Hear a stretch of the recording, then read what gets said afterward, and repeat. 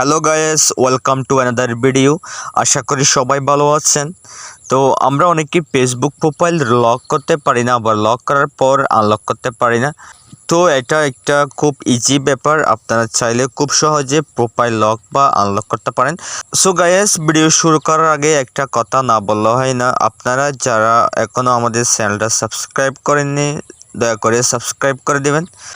তো ভিডিও শুরু করা যাক। আমরা প্রথমে আমাদের প্রোফাইলে চলে যাওয়ার পর এখানে দেখতে পাচ্ছেন 3 ডট, এখানে ক্লিক করব।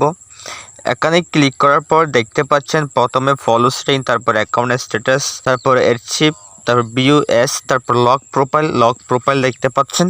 এখানে ক্লিক করবেন। এখানে ক্লিক করার পর আপনার এইরকম আসবে, দেখতে পাচ্ছেন নিচে লক ইউর প্রোফাইল, এখানে ক্লিক করবেন।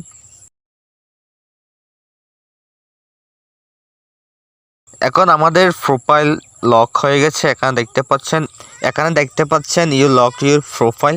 তো এখন এটা কিভাবে আনলক করব এখন সেটা দেখেন। এখন যেভাবে প্রোফাইল লক করেছি ঠিক সেভাবে আবারও চাইলে প্রোফাইল আনলক করতে পারবেন। এর জন্য আপনাকে যেতে হবে প্রথমে 3 ডটে ক্লিক করার পর এখানে দেখতে পাচ্ছেন আনলক প্রোফাইল, এখানে ক্লিক করবেন। এখানে ক্লিক করার পর আপনার এরকম আসবে। এরকম আসলে প্রথমে দেখতে পাচ্ছেন ইনভাইট ফ্রেন্ডস, তারপর আনলক, তারপর লার্ন মোর। আমরা এখানে আনলক এখানে ক্লিক করব। আনলক এখানে ক্লিক করার পর নিচে দেখতে পাচ্ছেন আনলক ইউর প্রোফাইল, তারপর আমরা এখানে ক্লিক করব।